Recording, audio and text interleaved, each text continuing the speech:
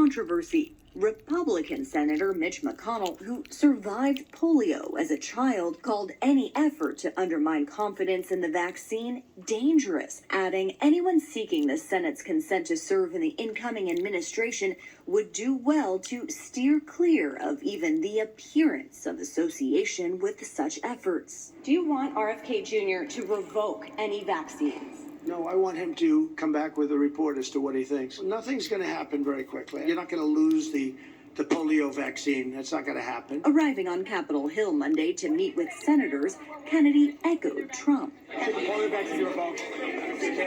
While the FDA approves vaccines, it's up to state and local governments to decide whether to require them for school children. When asked if he supports school vaccine mandates, Trump responded, I don't like mandates. I'm not a big mandate person. And as Kennedy and other Trump cabinet picks are seeking support from senators in Washington, tech leaders are flocking to Mar-a-Lago to meet with Trump, including the CEOs of Apple and Google in recent days. Amazon CEO Jeff Bezos is slated to visit later this week. In the first term, everybody was fighting me. In this term, everybody wants to be my friend. I don't know.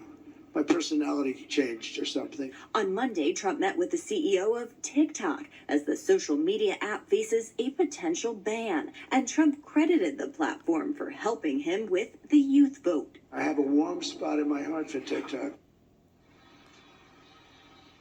And that potential ban was passed by Congress earlier this year and would take effect on January 19th. That's the day before Trump takes office. And just yesterday, the company asked the Supreme Court to intervene on an emergency basis. Nate? All right, Caitlin, thank you. For more on what could be next for TikTok, we are joined by Money Watch's Kelly O'Grady. Kelly, good morning. So is TikTok out of options? I mean, we're getting there, right? So this is really a last-ditch attempt to temporarily halt the ban. I mean, they went the federal appeal route and lost. So the Supreme Court's really the last legal option available. Now, TikTok is challenging the proposed ban on the grounds of free speech. They're saying it would, quote, shutter one of America's most popular speech platforms the day before a presidential inauguration. ByteDance, that's TikTok's Chinese parent company, they're looking for a decision by January 6th.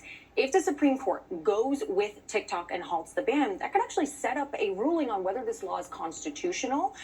If they're able to expedite that, we could get that within a few months. If the Supreme Court says we're denying this request, that January 19th ban sticks. And I've been talking to legal experts. They say that First Amendment grounds is kind of shaky because we do all have access to other social platforms. We do, and Congress did pass this law, and the president didn't sign it, so that's the constitutional process. But if the Supreme Court denies this appeal, could TikTok be sold? Could somebody buy it off of the Chinese hands and therefore operate in the U.S. legally under the law?